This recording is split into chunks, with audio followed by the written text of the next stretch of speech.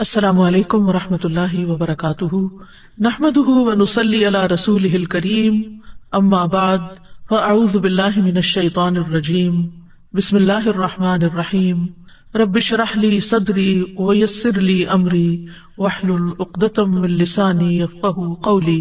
انسان خطا کا پتلا ہے، انسان سے انسانوں کے حق میں بھی کوتاہی ہو جاتی ہے اور اللہ رب العزت کی بارگاہ میں بھی نافرمانی ہو جاتی ہے۔ دن رات گناہ ہوتے ہیں، لیکن گناہوں کے بعد ان پر شرمندہ ہونا، توبہ کرنا، یہ بندہ مومن کی شان ہوتی ہے۔ لیکن ان پر فخر کرنا یا ان گناہوں کی کھلم کھلا تشہیر کرنا، یہ گناہ پر گناہ کرنا ہے۔ گناہ کرنے کے بعد انسان اگر توبہ کر لیتا ہے تو ایسے ہو جاتا ہے گویا اس نے گناہ کیا ہی نہ ہو، لیکن اگر وہ اصرار کرتا ہے تو دل سیاہ ہو جاتا ہے، بے حس ہو جاتا ہے، اور یوں انسان اللہ کی رحمت سے دور ہوتا چلا جاتا ہے۔ گناہوں کی تشہیر کرنے کو ناپسند کیا گیا ہے کیونکہ اس میں بہت سی قباحتیں ہیں۔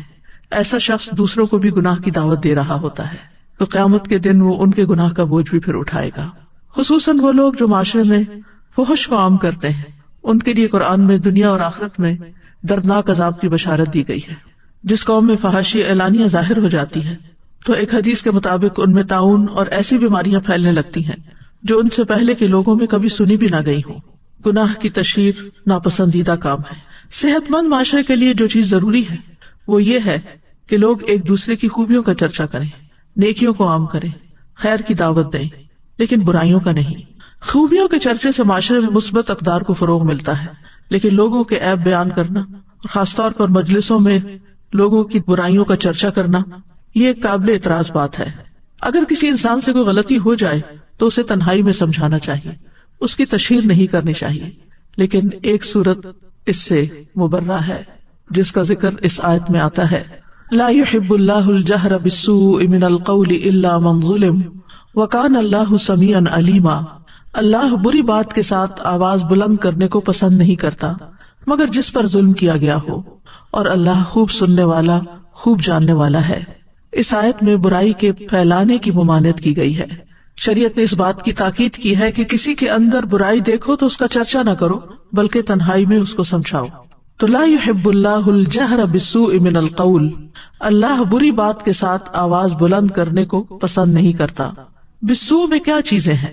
اس میں وہ تمام برے اقوال شامل ہیں جو تکلیف دہ اور غم پہنچانے والے ہیں، مثلاً ایک دوسرے کے ساتھ بدتمیزی سے پیش آنا، گالی گلوچ کرنا، تہمت لگانا، بد اخلاقی کا معاملہ کرنا۔ تو ایسے تمام اقوال سے منع کیا گیا ہے جنہیں اللہ تعالیٰ ناپسند کرتا ہے۔ اس کے برعکس اللہ تعالیٰ اچھی بات کو پسند کرتا ہے، مثلا ذکر الہی، نرم پاکیزہ کلام، دوسروں کے ساتھ اچھے طریقے سے پیش آنا۔ تو فرمائے کہ لا يحب اللہ الجہر بالسوء من القول الا من ظلم، ہاں جس پہ ظلم کیا گیا ہو وہ اپنے ظلم کی داستان اپنا حق لینے کے لیے دوسرے کو سنا سکتا ہے، یعنی مظلوم کو ظلم کے اظہار کی رخصت ہے، یعنی وہ اپنے اوپر کیے جانے والے ظلم کا اظہار کر سکتا ہے۔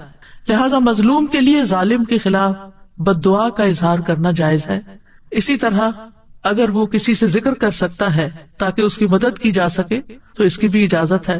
اسی طرح یہ ہے کہ اگر ظلم کی صورت میں کسی نے اس کو برا بھلا کہا ہے تو اس کو ویسا ہی جواب بھی دے سکتا ہے۔ اللہ سبحانہ وتعالیٰ نے مظلوم کو بری بات کے اظہار کی رخصت اس لیے دی ہے تاکہ وہ اپنا غصہ ٹھنڈا کر لے اور تاکہ وہ تلوار کی طرف یا ہاتھ سے دبوچنے کی طرف چھلانگ نہ لگائے، یعنی بات کا جواب بات سے دے، نہ کہ تلوار سے یا کسی آلے سے۔ یہ ابن عاشور نے کہا ہے۔ حسن بصری کہتے ہیں مظلوم ظالم کو بد دعا نہ دے بلکہ کہے اے اللہ اس کے خلاف میری مدد کر، اے اللہ اس سے میرا حق نکلوا دے۔ تو بہرحال اپنا حق لینے کے لیے تو انسان اپنے اوپر ہونے والے ظلم کا ذکر کر سکتا ہے، لیکن اس کے باوجود معاف کر دینا اور ظلم و زیادتی میں مقابلہ نہ کرنا زیادہ بہتر ہے۔ برائی کو بیان کرنے کی کچھ اور استثنائی صورتیں بھی ہیں۔ حضرت عائشہ سے مروی ہے کہ ایک مرتبہ ایک آدمی نبی صلی اللہ علیہ وسلم کی خدمت میں حاضر ہوا۔ جب وہ اندر آیا تو نبی صلی اللہ علیہ وسلم نے اسے اپنے قریب کیا اور اپنے پاس بٹھایا۔ جب وہ چلا گیا تو عائشہ رضی اللہ عنہا نے عرض کیا اے اللہ کے رسول، کیا آپ نے اس شخص کے متعلق اس طرح نہیں فرمایا تھا؟ یعنی وہ ایک اچھا آدمی نہیں۔ آپ نے فرمایا کیوں نہیں، لیکن بات یہ ہے کہ یقیناً سب سے بدترین آدمی وہ ہوگا جسے لوگوں نے اس کے شر سے بچنے کے لیے چھوڑ دیا ہو، یعنی لوگ اس سے ملنا نہ چاہتے ہوں، لوگ اس سے تعلق نہ رکھنا چاہتے ہوں. تو اس لیے ہمیں دوسروں کے ساتھ ایسا معاملہ نہیں کرنا چاہیے کہ لوگ ہم سے بھاگنا شروع کر دیں. اور آیت کے اختتام میں آتا ہے کہ اللہ سبحانہ وتعالیٰ سننے والا جاننے والا ہے. یعنی اللہ تعالیٰ کی دو صفات کا ذکر یہاں پر کیا گیا ہے. یعنی اس آیت کے اندر چونکہ اچھے اور برے اور مباح کلام کے احکام دیے گئے ہیں، تو اس لیے اللہ تعالیٰ نے آگاہ فرما دیا کہ وہ سننے والا ہے، تمہارے اقوال سنتا ہے. اس لیے ایسی بات کرنے سے بچو جو تمہارے رب کی ناراضگی کا باعث بنے اور وہ تمہیں اس پر سزا دے. تو اس سے اس آیت میں اچھی بات کہنے کی بھی ترغیب ملتی ہے کہ اللہ تعالیٰ سن رہا ہے. لہٰذا ہم کیا چاہیں گے کہ اللہ تعالیٰ اگر سن رہا ہے تو ہم کیسی بات کریں؟ وہ بات کریں جو اللہ کو پسند آ جائے، اور ان باتوں کو چھوڑ دیں کہ جو اللہ تعالیٰ سننا نہیں چاہتا، جو اللہ تعالیٰ کو پسند نہیں. اور علیمہ یعنی وہ تمہاری نیتوں کو جانتا ہے، تمہارے ارادوں کو جانتا ہے، تمہاری باتوں کو جانتا ہے، تمہارے اوپر ہونے والے ظلم کو جانتا ہے، اور اس ظلم کے جواب میں جو کچھ تم نے کیا اس کو بھی جانتا ہے. تو بہرحال اس آیت سے یہ بات واضح ہوتی ہے کہ مظلوم کو بدلہ لینے کی اجازت ہے. ہمارے دین میں ظلم کرنا منع کیا گیا. قیامت کے دن انسان کے لیے اس کا دنیا میں کیا ہوا ظلم جو ہے وہ اندھیرے کی شکل میں ہوگا. لہٰذا کسی پر بھی ظلم نہیں کرنا چاہیے، لیکن اگر کسی پر ظلم ہو تو اس کو اس کا بدلہ لینے کی بھی اجازت دی گئی. سورۃ الشورى میں اللہ تعالیٰ فرماتے ہیں والذین اذا اصابهم البغی هم ينتصرون، اور جب ان پر زیادتی ہوتی ہے تو وہ بدلہ لے لیتے ہیں. وجزاء سیئۃ سیئۃ مثلها، لیکن اس کا یہ اصول بتا دیا گیا کہ برائی کا بدلہ ویسی ہی برائی ہے. فمن عفا واصلح فاجرہ علی اللہ انہ لا يحب الظالمین، تو جو کوئی معاف کر دے اور صلح کر لے تو اس کا اجر اللہ کے ذمہ ہے، اور وہ ظالموں کو قطعاً پسند نہیں کرتا. وَلَمَنِ انتصر بعد ظلمه فأولئك ما علیہم من سبیل، اور جو شخص ظلم ہونے کے بعد بدلہ لے لے تو اس پر کوئی الزام نہیں، یعنی اس کی کوئی پکڑ نہیں. اسی طرح صاحب حق کو بات کرنے کی اجازت ہے. ابو ہریرہ کہتے ہیں کہ ایک شخص نبی صلی اللہ علیہ وسلم سے اپنے قرض کا تقاضا کرنے کے لیے آیا اور سخت گفتگو کرنے لگا. صحابہ غصے سے اس کی طرف بڑھے، لیکن رسول اللہ صلی اللہ علیہ وسلم نے فرمایا اسے چھوڑ دو، کیونکہ یہ صاحب حق ہے اور یہ کہنے کا حق رکھتا ہے. یعنی جس کا حق ہو وہ اپنا حق لینے کے لیے اگر غصے میں بھی بات کر لیتا ہے تو اس کو اجازت ہے. پھر آپ نے فرمایا کہ اس کے قرض والے جانور کی عمر کا ایک جانور اسے دے دو. صحابہ نے عرض کیا یا رسول اللہ، اس سے زیادہ عمر کا جانور تو موجود ہے لیکن اس عمر کا نہیں. آپ نے فرمایا اسے وہی دے دو، کیونکہ سب سے اچھا آدمی وہ ہے جو دوسروں کا حق پوری طرح ادا کرے، یعنی حق سے کم نہ لوٹائے، حق سے زیادہ دے تو وہ زیادہ بہتر ہے. اسی طرح اپنے اوپر ہونے والے ظلم کے اظہار کی اجازت ہے. تو اس بارے میں ابو ہریرہ روایت کرتے ہیں کہ ایک شخص نے کہا اللہ کے رسول، میرا ایک ہمسایہ ہے جو مجھے اذیت دیتا ہے. آپ نے فرمایا جاؤ اپنا سامان نکال کر راستے پر رکھ دو. بس ہو گیا اور اس نے اپنا سامان باہر نکال دیا، یعنی گھر سے باہر نکال کر رکھ دیا. لوگ وہاں جمع ہو گئے اور پوچھنے لگے تمہارا کیا معاملہ ہے، یہ تم کیا کر رہے ہو؟ اس نے کہا میرا ایک ہمسایہ ہے جو مجھے اذیت دیتا ہے. جب میں نے نبی صلی اللہ علیہ وسلم کو یہ بات بتائی تو آپ نے فرمایا جاؤ اپنا سامان نکال کر راستے پر رکھ دو. لوگ کہنے لگے اے اللہ اس ہمسائے پر لعنت بھیج، اے اللہ اسے رسوا کر. یہ بات ہمسائے تک پہنچی تو وہ اس کے پاس آیا اور کہا اپنے گھر واپس چلے جاؤ، اللہ کی قسم اب میں تمہیں کبھی اذیت نہیں دوں گا. یعنی کچھ لوگ ایسے ہوتے ہیں کہ جو پیار سے نہیں مانتے، آرام سے بات نہیں سمجھتے، تو پھر ان کے ساتھ سختی کرنے کی بھی اجازت ہے. لیکن یہ یاد رہے کہ بدلہ لینے سے زیادہ بہتر چیز معاف کر دینا ہے. سورۃ النساء کی آیت 149 میں آتا ہے ان تبدوا خیرا او تخفوه او تعفوا عن سوء فان اللہ کان عفوا قدیرا. اگر تم کوئی نیکی ظاہر کرو یا اسے چھپاؤ یا کسی برائی سے درگزر کرو تو بے شک اللہ بہت معاف کرنے والا، بہت قدرت رکھنے والا ہے. نبی صلی اللہ علیہ وسلم نے ظلم کو معاف کرنے کی وصیت بھی کی. حضرت علی کہتے ہیں ہم نے رسول اللہ صلی اللہ علیہ وسلم کی تلوار کے دستے میں یہ لکھا ہوا پایا جو تم پہ ظلم کرے اس سے درگزر کرو، جو رشتہ توڑے اس سے رشتہ جوڑو، جو تمہارے ساتھ برا کرے اس کے ساتھ احسان کرو، اور حق بات کرو اگرچہ اپنے خلافی کیوں نہ ہو. یعنی اگر اپنا کہیں کوئی قصور ہے، کوئی غلطی ہے، کوئی زیادتی ہے تو اس کا اقرار کر لو.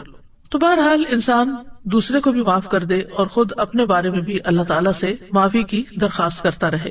عبداللہ بن مسعود کہتے ہیں کہ مسلمانوں میں سے سب سے پہلے جس آدمی کا ہاتھ کاٹا گیا تھا، یعنی چوری کی سزا میں، لوگ اسے لے کر نبی صلی اللہ علیہ وسلم کے پاس آئے اور عرض کیا یا رسول اللہ اس نے چوری کی ہے، جس پر رسول اللہ صلی اللہ علیہ وسلم کے چہرہ مبارک کا رنگ اڑ گیا. کسی نے عرض کیا یا رسول اللہ، یعنی وہ کہہ رہا تھا کہ کیا ہوا؟ تو آپ نے فرمایا تم لوگ اپنے ساتھی کے متعلق شیطان کے مددگار ثابت ہوئے، جبکہ اللہ عز و جل معاف کرنے والا اور معافی کو پسند فرماتا ہے، اور کسی حاکم کے لیے یہ جائز نہیں کہ اس کے پاس حد کا کوئی مقدمہ آئے اور وہ اسے نافذ نہ کرے۔ اور پھر یہ آیت تلاوت فرمائی وَلْيَعْفُوا وَلْيَصْفَحُوا أَلَا تُحِبُّونَ أَن يَغْفِرَ اللَّهُ لَكُمْ وَاللَّهُ غَفُورٌ رَحِيمٌ۔ تو بات یہ ہے کہ اگر کسی سے کوئی بڑے سے بڑا گناہ ہو جائے اور وہ اللہ تعالیٰ سے معافی مانگ لے اور اس کا گناہ چھپ جائے تو پھر اس کو کسی عدالت میں جا کے اقرار کرنے کی ضرورت نہیں۔ جس چیز کو اللہ نے چھپا دیا اس چیز کو چھپا ہی رہنے دینا چاہیے، لیکن اگر کوئی معاملہ حاکم تک پہنچ جائے تو پھر اس کو حد نافذ کرنا ضروری ہوتا ہے۔ لیکن عام طور پر اگر دو لوگوں کے بیچ میں کوئی چیز ہو گئی ہے تو کسی کورٹ میں عدالت میں جانے کی بجائے ایک دوسرے کو معاف کر کے درگزر کر دینا چاہیے۔ معاف کرنے سے عزت میں ہی اضافہ ہوتا ہے۔ رسول اللہ صلی اللہ علیہ وسلم نے فرمایا درگزر کیا کرو، اللہ تمہیں عزت دے گا۔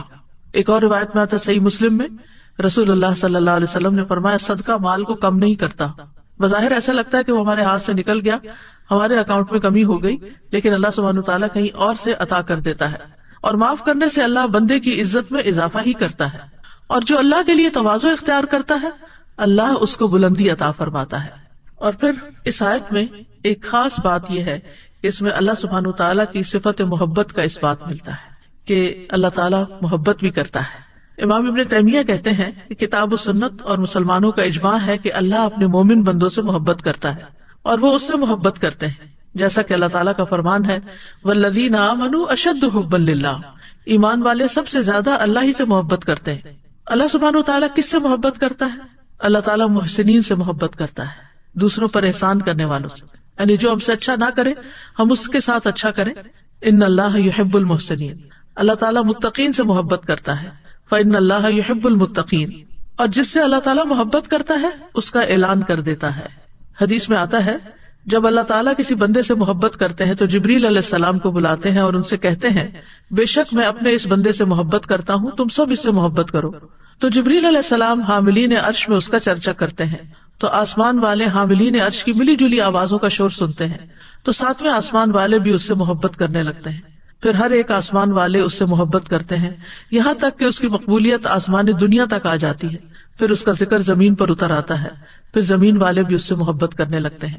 لہٰذا ہمیں وہ کام تو کرنے چاہیے کہ جن سے اللہ کی محبت حاصل ہوتی ہے، لیکن ان کاموں سے بچنا چاہیے کہ جو اللہ تعالیٰ کو پسند نہیں، کیونکہ اس سے اللہ تعالیٰ کی محبت نہیں ملتی۔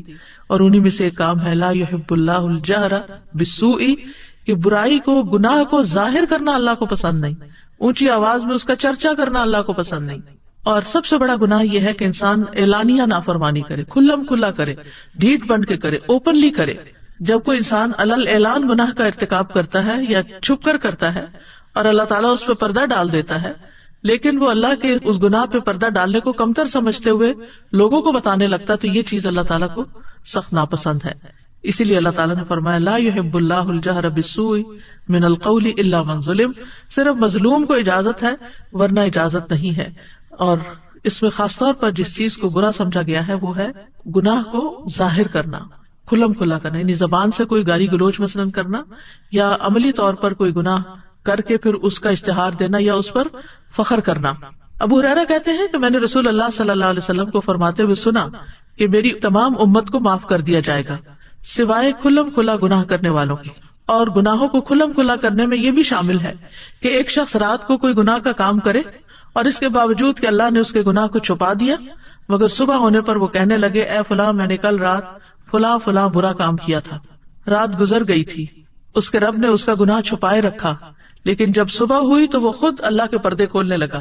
اسی طرح ماضی کی کوئی غلطیاں ہو چکی ہوں، پرانے گناہ یاد ہوں، یا جن گناہوں پر انسان شرمندہ ہو تو اس کا ذکر لوگوں سے نہیں کرنا چاہیے، کیونکہ بعض اوقات کوئی گناہ ہمارے دل پہ بوجھ بنتا ہے۔ وہ بوجھ کیوں بنتا ہے؟ تاکہ ہم توبہ کریں، تاکہ توبہ کر کے اللہ کو منا کے، اللہ کو راضی کر کے، ان گناہوں کو نیکیوں سے بدل کے ہم اس گناہ کے بوجھ سے آزاد ہوں۔ لیکن بجائے اس کے کہ ہم توبہ کریں یا ہم اس گناہ کو دھونے کے لیے کوئی صدقہ خیرات کریں یا کوئی نوافل پڑھے یا کوئی ذکر اذکار کرے یا استغفار کرے، ہم لوگوں کو اپنی کہانیاں بتانا شروع کر دیتے ہیں، میں نے فلاں موقع پہ چوری کی اور فلاں موقع پہ زنا کیا اور فلاں موقع پہ ایسا کیا اور ویسا کیا، ان باتوں سے گریز کرنا چاہیے، ایسی باتوں کو معاشرے میں نہیں کرنا چاہیے، کیونکہ جو لوگ سنتے ہیں وہ بھی پھر وہ گناہ کرنے کو ہلکا سمجھنے لگتے ہیں اور ان کے لیے بھی گناہ آسان ہو جاتا ہے۔ ابن حجر کہتے ہیں کہ مجاہر سے مراد وہ شخص ہے جو اپنی نافرمانی کو ظاہر کرے، تو جو ہو چکا سو ہو چکا، اب اس کے اوپر اللہ سے توبہ کر کے رو رو کے معافی مانگ لی جائے، لیکن اعلان نہ کیا جائے، مجاہر نہ بنا جائے۔ تو گناہ کے اظہار کی 3 اقسام ہیں، اس میں ایک تو کھلم کھلا گناہ کرنا، اور دوسرا جس کو اللہ نے چھپایا اس کو ظاہر کرنا، یعنی گویا ایک شخص فخر کا اظہار کرتے ہوئے یا اللہ کے پردہ ڈالنے کو حقیر سمجھتے ہوئے لوگوں کو اپنا گناہ بتاتا ہے، تو ایسے لوگ اللہ تعالیٰ کی درگزر اور معافی سے فائدہ نہیں اٹھاتے۔ تیسری قسم یہ ہے کہ فاسق لوگ ایک دوسرے کو نافرمانیوں کے بارے میں بتائیں اور ان کے بارے میں گفتگو کریں، اپنی مجلسوں میں ان کا ذکر کریں، تو یہ بھی ناپسندیدہ چیز ہے۔ تو گناہ اور نافرمانی دنیا اور آخرت میں برے انجام کا سبب ہے۔ نافرمانیوں کے بہت سے نقصان ہیں، بہت سے گناہ ایسے ہیں جس سے انسان کے رزق میں کمی ہو جاتی، جس سے انسان بلاؤں اور آفتوں کا شکار ہو جاتا ہے، اور گناہوں کی وجہ سے ہی آخرت میں بھی انسان کا انجام برا ہوتا ہے۔ پچھلی قومیں جتنی بھی تباہ و برباد ہوئی، ان کی وجہ کیا تھی؟ کہ انہوں نے اپنے رب کو ناراض کیا تھا۔ تو اس میں ہم دیکھتے ہیں کہ وہ کیا چیز تھی جس نے آدم علیہ السلام کو جنت سے نیچے اتروا دیا، وہ کیا چیز تھی جس نے قوم نوح کو ڈبو دیا، وہ کیا تھا جس نے قوم عاد کو ایک تیز و تند سرکش آندھی سے ہلاک کر دیا، وہ کیا چیز تھی جس نے قوم سمود کو کڑک کے عذاب سے ہلاک کر دیا، کس چیز نے قوم لوط کی بستیوں کو الٹا دیا اور اس کے بعد ان پر آسمان سے پتھر برسائے گئے۔ یاد رکھیے قوم لوط پر 1 نہیں 5 عذاب آئے تھے۔ وہ کیا چیز تھی جس کی وجہ سے فرعون اور اس کے لشکر کو ڈبو دیا گیا، اور اس کے علاوہ بھی دنیا میں دیگر اقوام کن چیزوں کی وجہ سے تباہ ہوئے؟ وہ دراصل ان کا گناہ کرنا اور کھلم کھلا گناہ کرنا تھا۔ ابن بطال کہتے ہیں گناہ کے اظہار کرنے میں اللہ اور اس کے رسول اور نیک مومنوں کے حق کو حقیق جاننا ہوتا ہے، اس میں ایک طرح سے ان کی مخالفت کرنا بھی ہے، اور گناہوں کو چھپانا ان کو ہلکا سمجھنے سے بچنا ہے۔ یعنی جو شخص گناہ چھپاتا ہے وہ سمجھتا ہے کہ میں نے بہت بڑی غلطی کی ہے، تو یہ کسی کے سامنے نہیں جانی چاہیے، لیکن جو شخص گناہ ظاہر کرتا ہے وہ کیا سمجھتا ہے، تو کیا ہوا، یہ کیا بات ہے، اس سے تو کوئی فرق نہیں پڑتا، کیونکہ گناہ کرنا جو ہے یہ کرنے والے کو ذلیل کر دیتا ہے، دوسروں کی نگاہوں میں گرا دیتا ہے۔ تو آپ دیکھیے کہ کوئی شخص اس بات سے بھی نہ ڈرے کہ میں نے غلط کیا اور مجھے لوگ کیا کہیں گے، اور وہ الٹا اس پر فخر کر کے اس کو نشر کر رہا ہے۔ پھر اسی طرح یہ ہے کہ اگر وہ ایسے گناہ ہوں جن پر حد قائم ہوتی ہے تو پھر وہ حد لگنے کا موجب بن جاتے ہیں۔ اگر چوری ہو جائے اور اللہ نے چھپا دیا معاملہ تو اللہ سے معافی مانگے، جو بھی طریقہ ہو کہ گناہ معاف ہو جائے، لیکن اگر وہ آ کے ظاہر کر دیتا ہے، لوگوں کو بتا دیتا ہے، تو اگر کہیں پر حد جاری ہوتی ہے، اس کا ہاتھ کٹ جاتا ہے، تو یہ اس کی اپنی غلطی ہے ایک طرح سے کہ ایک گناہ کیا اور اس کے بعد پھر اس کو ظاہر بھی کیا۔ پھر اسی طرح یہ ہے کہ اگر ایسے گناہ ہوں جن پہ حد نہیں لگتی تو تعزیر لگنے کا موجب ہو سکتے ہیں۔ پھر اسی طرح یہ ہے کہ انسان دوسروں کے لیے گناہ کے راستے ہموار کر دیتا ہے۔ ابو ہریرہ کہتے ہیں کہ رسول اللہ صلی اللہ علیہ وسلم نے فرمایا، جس شخص نے ہدایت کی دعوت دی اسے ہدایت کے پیروی کرنے والوں کے اجر کے برابر اجر ملے گا اور ان کے اجر میں کوئی کمی نہیں ہوگی، اور جس نے گمراہی کی دعوت دی، اور یہ کھلم کھلا گناہوں کو مزے لے لے کے بیان کرنا جو ہے یہ ایک طرح سے گمراہی کی دعوت دینا ہے کہ تم بھی کر لو، ہم نے کیا کچھ نہیں ہوا، تم بھی کر سکتے ہو، اس پر اس کی پیروی کرنے والوں کے برابر گناہ کا بوجھ ہوگا اور ان کے گناہوں میں کوئی کمی نہیں ہوگی۔ پھر اسی طرح شریعت نے ہمارے لیے ہر معاملے میں زندگی کے کچھ حدود رکھی ہیں جن کی پاسداری ضروری ہے، ان میں حرام کاموں کا ارتکاب ہے، خواہ وہ کسی بھی نوعیت کے ہوں، تو ان چیزوں سے بھی بچنے کی ضرورت ہے۔ مثال کے طور پر آپ دیکھیے جیسے عورتوں کا زیب و زینت کے ساتھ بازاروں میں جانا، نان محرم لوگوں کے سامنے آنا، تو اب اگر کوئی شخص یہ کھلم کھلا بغیر پرواہ کیے ہوئے نکل رہا ہے تو وہ بھی ایک طرح سے عملی طور پر گناہ کو ظاہر کر رہا ہے۔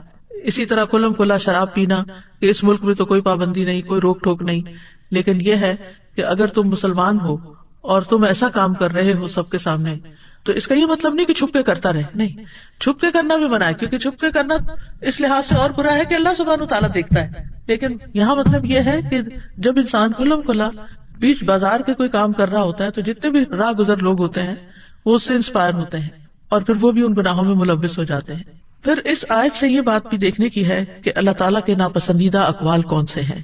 اس میں سب سے پہلے غیبت آتی ہے۔ غیبت جو ہے یہ ایک کبیرہ گناہ ہے۔ قرآن مجید میں آتا ہے وَلَا يَغْتَبْ بَعْضُكُمْ بَعْضًا أَيُحِبُّ أَحَدُكُمْ أَن يَأْكُلَ لَحْمَ أَخِيهِ مَيْتًا فَكَرِهْتُمُوهُ وَاتَّقُوا اللَّهَ إِنَّ اللَّهَ تَوَّابٌ رَحِيمٌ۔ اور تم میں سے کوئی کسی دوسرے کی غیبت نہ کیا کرے. کیا تم میں سے کوئی پسند کرتا ہے کہ اپنے بھائی کا گوشت کھائے جبکہ وہ مردہ ہو؟ تم اسے ناپسند کرتے ہو. اور اللہ سے ڈرو، یقیناً اللہ بہت توبہ قبول کرنے والا نہایت رحم والا ہے. نبی صلی اللہ علیہ وسلم نے بھی فرمایا تھا، اے ان لوگوں کی جماعت جو صرف زبان سے ایمان لائے ہو، ان کے دلوں میں ایمان داخل نہیں ہوا، مسلمانوں کی غیبت مت کیا کرو، کیونکہ جس کے اندر ایمان ہوتا ہے وہ اپنی زبان برائی کے ساتھ نہیں کھول سکتا. اور نہ ان کی عزت و آبرو کے درپے ہوا کرو، یعنی ان کے بارے میں بری باتیں کر کے ان کی عزت کو دوسرے کی نگاہ میں پامال نہ کیا کرو. اس لیے کہ جو کسی کی عزت کے درپے ہوتا ہے اللہ اس کی عزت کے درپے ہو جاتا ہے، اور جس کی عزت کے درپے اللہ ہو جائے تو اس کو اس کے گھر میں ہی رسوا کر دیتا ہے. پھر اسی طرح چغلی کھانے سے منع کیا گیا ہے. چغلی وہ ہوتی ہے کہ جس میں ایسی بری بات کسی کی دوسرے کو بتائی جائے کہ دو لوگوں کے درمیان نفرت پیدا ہو جائے، آپس میں دوستی ختم ہو جائے، تعلق ختم ہو جائے. عبد الرحمن بن غنم نبی صلی اللہ علیہ وسلم سے روایت کرتے ہیں کہ اللہ کے بہترین بندے وہ ہوتے ہیں کہ انہیں دیکھ کر اللہ یاد آ جائے، اور اللہ کے بدترین بندے وہ ہوتے ہیں جو چغل خوری کرتے ہیں، دوستوں کے درمیان جدائی پیدا کر دیتے ہیں، باغی، بیزار اور سرکش ہوتے ہیں. نبی صلی اللہ علیہ وسلم ایک مرتبہ 2 قبروں کے پاس سے گزرے تو آپ وہاں کھڑے ہو گئے. صحابہ کہتے ہیں کہ ہم بھی ساتھ کھڑے ہو گئے تو آپ کے چہرے کا رنگ بدلنے لگا، یہاں تک کہ آپ کے کرتے کی آستینیں کانپنے لگی، یعنی آپ کے جسم پر کپ کپی طاری ہو گئی. ہم نے عرض کیا، یا رسول اللہ صلی اللہ علیہ وسلم کیا بات ہے؟ آپ نے فرمایا، کیا تم وہ نہیں سن رہے جو میں سن رہا ہوں؟ ہم نے عرض کیا، اللہ کے نبی وہ کیا بات ہے؟ یعنی ہم تو نہیں سن رہے. وہ عذاب قبر تھا، قبر کے اندر مردوں کی چیخ پکار تھی. آپ نے فرمایا، یہ دونوں آدمی اپنی قبروں میں ہلکے سے گناہ میں سخت عذاب دیے جا رہے ہیں. ہم نے عرض کیا، یہ کس گناہ کا عذاب ہے؟ فرمایا، ان میں سے ایک تو پیشاب کی چھینٹوں سے پرہیز نہیں کرتا تھا، یعنی پیشاب کرتے ہوئے اپنی پاکی ناپاکی کا خیال نہیں کرتا تھا، اور دوسرا لوگوں کو اپنی زبان سے تکلیف پہنچاتا تھا اور ان میں چغل خوری کیا کرتا تھا، یعنی ایسی باتیں کرتا تھا کہ جس سے دوسروں کو تکلیف ہو اور آپس میں لڑائیاں فساد ہوں. اس میں آپ دیکھیے کہ خود گھریلو زندگی کے اندر قریب کے رشتوں میں ایسی چیزیں بہت پائی جاتی ہیں. بعض اوقات بہو ساس کے خلاف شوہر کے کان بھر رہی ہوتی ہے، بعض اوقات ساس بہو کے خلاف بیٹے کے کان بھر رہی ہوتی ہے. چھوٹی چھوٹی باتوں کو بہت بڑھا چڑھا کے پیش کیا جا رہا ہوتا ہے. اگر کسی کو منع کیا جائے تو وہ کہتے ہیں میں کون سا غلط بات کر رہی تھی، میں بھی تو وہی بات کر رہی تھی جو اس میں تھی. یہی تو غیبت ہے، یہی تو غیبت ہے. اگر وہ بات اس میں نہ ہو تو یہ بہتان بن جاتی ہے جو اس سے بھی بڑا گناہ ہے. اسی طرح کسی کی عیب جوئی نہیں کرنی چاہیے کہ چھوٹے چھوٹے نقص نکال کے اس کو بتا کے تم یہ کیوں کرتے ہو، تمہارے اندر یہ غلط بات ہے. ہاں، اگر آپ ایک والدہ ہیں تو اپنے بچے کو سمجھانے کے لیے کر سکتی ہیں، اپنے کسی ساتھی کو آسان انداز میں بتا سکتی ہیں، لیکن دوسروں کو برا بھلا کہنا سامنے یا پیچھے یہ درست نہیں. رسول اللہ صلی اللہ علیہ وسلم نے فرمایا، اگر کوئی شخص تمہیں برا بھلا کہے اور تمہیں تمہاری کسی بات پر جو وہ جانتا ہو آر دلائے تو تم اس کے عیب پر جو اس میں ہو اسے آر مت دلانا، بلا شبہ اس کا وبال اسی پر ہوگا. یعنی بعض اوقات ہمیں دوسروں کی خامی کا، کمی کا، کوتاہی کا پتہ ہوتا ہے اور ہم بات کرتے ہوئے اس کو وہ یاد کرا کے بات کرتے ہیں تاکہ دوسرا جو ہے وہ ہمارے کنٹرول میں رہے. یہ بلیک میلنگ ہوتی ہے نا، کہ اگر کسی کی کوئی غلطی آپ کو پتا ہے، یہ گناہ آپ کو پتا ہے، تو آپ اس کو بار بار یاد کراتے رہیں کہ چپ ہو جاؤ ورنہ میں فلاں تمہارا راز کھول دوں گی. پھر اسی طرح دوسروں کو تانا دینا یہ بھی ناپسندیدہ چیز ہے. قرآن مجید میں آتا ہے، وَيْلٌ لِكُلِّ هُمَزَةٍ لُمَزَةٍ، بڑی ہلاکت ہے ہر بہت تانا دینے والے، بہت عیب لگانے والے کے لیے. عبداللہ بن مسعود کہتے ہیں کہ رسول اللہ صلی اللہ علیہ وسلم نے فرمایا، مومن لان تان کرنے والا فحش گو اور بےہودہ گو نہیں ہوتا. اسی طرح آپ نے ایک اور جگہ پر صحیح بخاری کی روایت ہے فرمایا، جس نے کسی مومن پر لعنت بھیجی تو یہ اس کو قتل کرنے کے برابر ہے، اور جو شخص کسی مومن پر کفر کا الزام لگائے تو یہ بھی اس کے قتل کرنے کے برابر ہے. یہ معمولی الزامات نہیں، معمولی تانے نہیں ہیں. پھر اسی طرح کسی کی بے عزتی کر دینا، لوگوں کے سامنے دوسرے کو رسوا کر دینا، یہ بھی اللہ تعالیٰ کو پسند نہیں. نبی صلی اللہ علیہ وسلم نے فرمایا، بے شک سب سے بڑا سود یہ ہے کہ انسان ناحق کسی مسلمان کی عزت سے کھیلے. ایک اور روایت میں آتا ہے، کسی کی آبرو ریزی کرنا سب سے بڑا سود ہے. پھر اسی طرح زبان سے اذیت دینا دوسروں کو، یہ بھی اللہ تعالیٰ کو پسند نہیں. ابو ہریرہ کہتے ہیں کہ ایک آدمی نے عرض کیا، یا رسول اللہ، فلاں عورت کثرت سے نماز، روزہ اور صدقہ کرنے میں مشہور ہے، لیکن وہ اپنی زبان سے اپنے پڑوسیوں کو ستاتی ہے. آپ نے فرمایا وہ جہنمی ہے. پھر اس نے کہا، یا رسول اللہ صلی اللہ علیہ وسلم، فلاں عورت نماز، روزہ اور صدقہ کی کمی میں مشہور ہے، وہ صرف پنیر کے چند ٹکڑے صدقہ کرتی ہے لیکن اپنی زبان سے اپنے پڑوسیوں کو نہیں ستاتی. آپ نے فرمایا وہ جنتی ہے.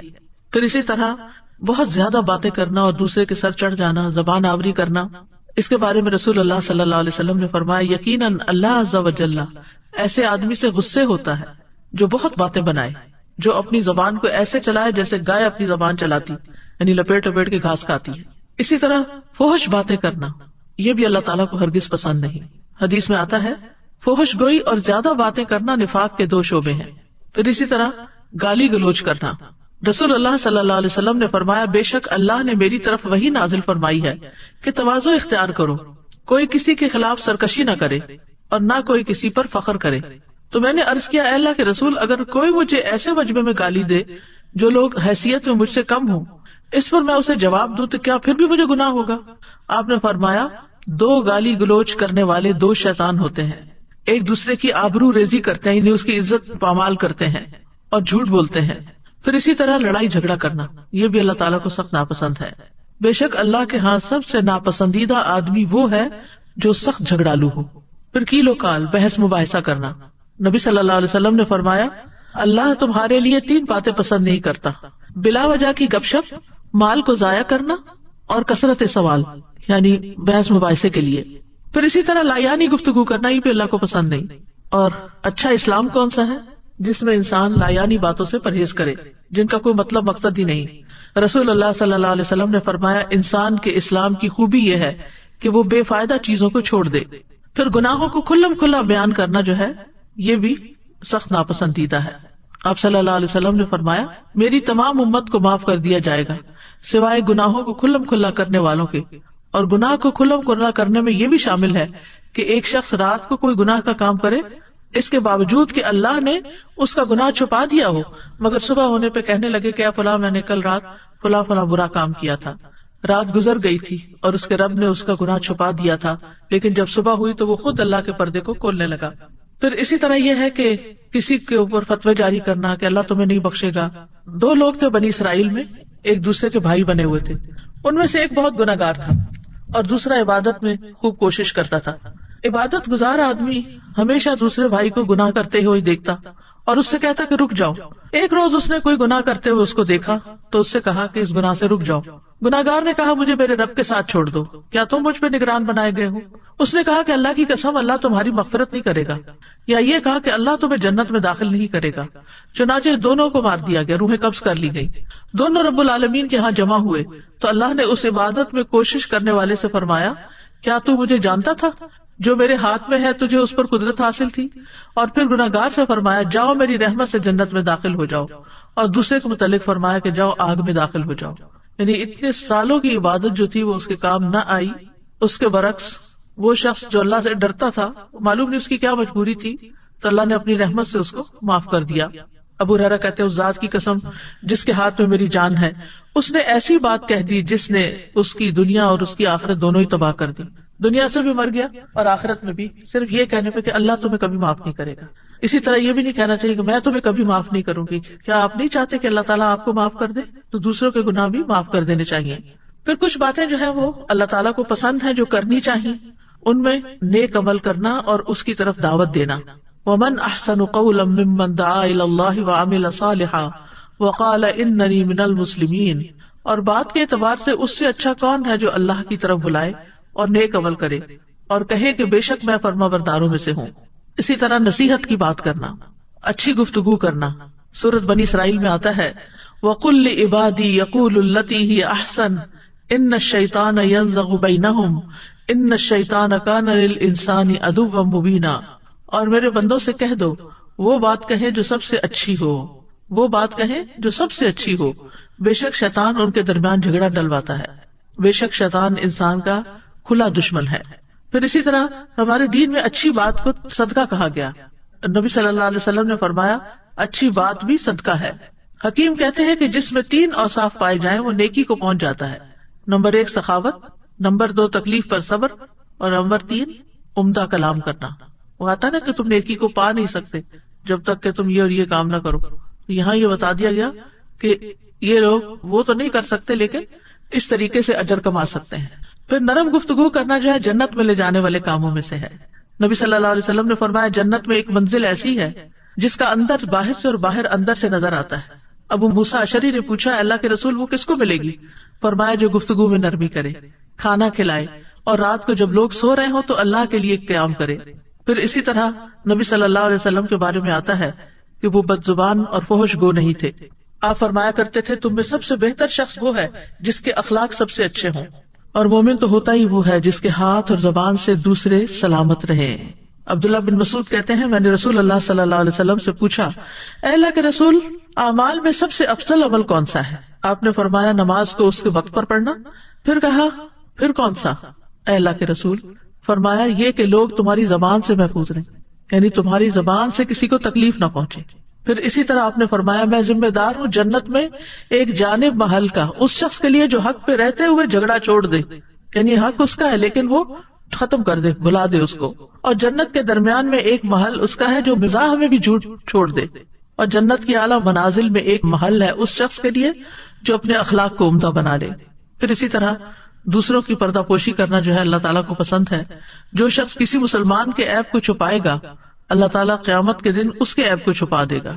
پھر اللہ سے اجتناب کرنا، یعنی بےہودہ بیکار باتیں جو حق سے دور کرنے والی ہیں ان سے منہ موڑ لینا۔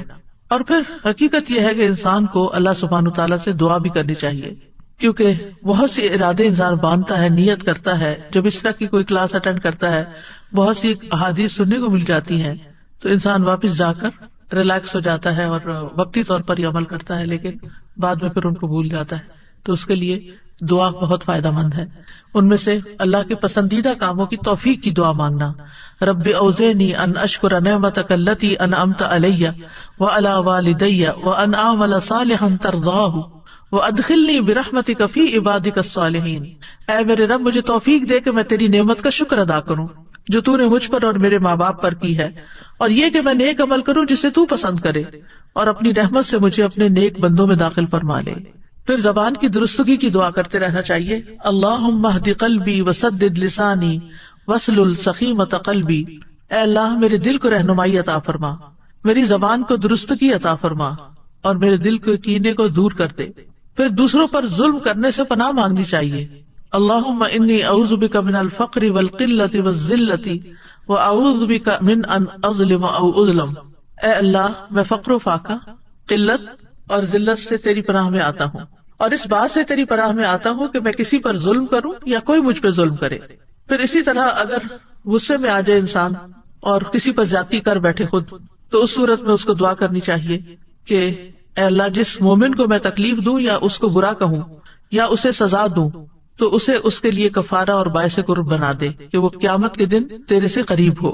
پھر اسی طرح غصے کی حالت میں حق بات کہنے کی توفیق مانگنی چاہیے، وَأَسْأَلُكَ كَلِمَةَ الْحَقِّ فِي الرِّضَا وَالْغَضَبِ۔ اے اللہ خوشی اور غصے کی حالت میں حق بات کہنے کی توفیق عطا فرما۔ اور کرنے کے کام یہ ہے کہ اگر کوئی ظلم کرتا ہے تو اس کو معاف کر دیں، لوگوں سے درگزر سے کام لیں، جو کچھ ان کے پاس ہے ان پہ نظر نہ رکھیں۔